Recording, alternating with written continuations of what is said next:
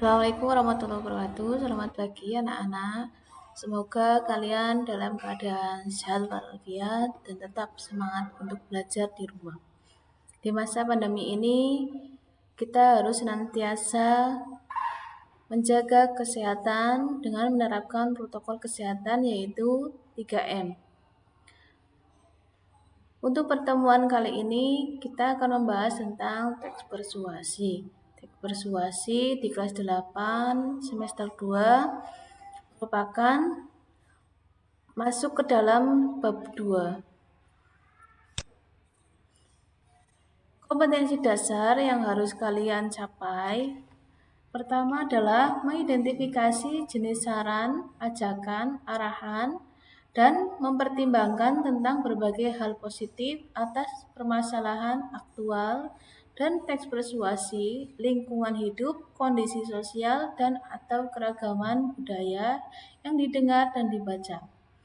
Kemudian, kompetensi dasar yang kedua menyimpulkan isi saran, ajakan, arahan, pertimbangan tentang berbagai hal positif permasalahan aktual dan dari teks persuasi, lingkungan hidup kondisional, dan atau keragaman budaya yang didengar dan dibaca. Tujuan pembelajarannya mengidentifikasi jenis saran, ajakan, arahan, dan pertimbangan tentang berbagai hal positif atas permasalahan aktual. Kemudian menyimpulkan isi saran, ajakan, arahan, dan mempertimbangkan tentang berbagai hal positif permasalahan aktual. Nah, kali ini yang akan dijelaskan adalah pengertian jenis-jenis, ciri-ciri, tujuan, dan struktur teks persuasi. Sebelumnya, apa itu persuasi? Persuasi biasanya berisi ajakan, larangan, membujuk secara halus supaya menjadi yakin, dan saran kepada orang lain. Secara umum, persuasi adalah komunikasi yang bertujuan untuk mengajak, membujuk, sikap, atau perilaku seseorang sehingga bertindak sesuai dengan apa yang diharapkan oleh orang yang mengajak. Nah, pengertian teks persuasi itu sendiri adalah variasi teks yang berisi ajakan atau bujukan untuk mendorong seseorang mengikuti harapan dan keinginan yang disampaikan dalam teks melalui pendapat yang diperkuat oleh argumen. Contohnya adalah ketika kalian melihat berita ataupun melihat iklan yang ada di televisi, ada beberapa kalimat yang disampaikan. Misalnya kalian harus membeli suatu produk yang diiklankan tersebut. Nah, jenis-jenis teks persuasi. Pertama, persuasi politik. Di sana berisi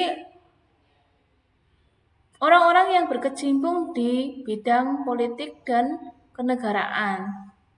Misalnya itu untuk hal-hal yang berkaitan dengan politik. Kemudian persuasi pendidikan. Di sana bertujuan untuk tujuan-tujuan pendidikan. Kemudian persuasi advertensi atau iklan. Dimanfaatkan terutama dalam dunia usaha untuk memperkenalkan suatu barang ataupun jasa tertentu. Lewat persuasi iklan diharapkan pembaca pendengar menjadi kenal, senang, ingin memiliki barang atau jasa yang ditawarkan. Persuasi propaganda, objek yang disampaikan dalam situasi itu adalah informasi yang disampaikan bertujuan penyebaran informasi saja. Nah, diharapkan pembaca atau pendengar mau dan sadar untuk berbuat sesuatu. Di sini ciri-ciri teks persuasi. Pertama, berisi argumen atau pendapat beralasan kuat yang disertai data dan fakta.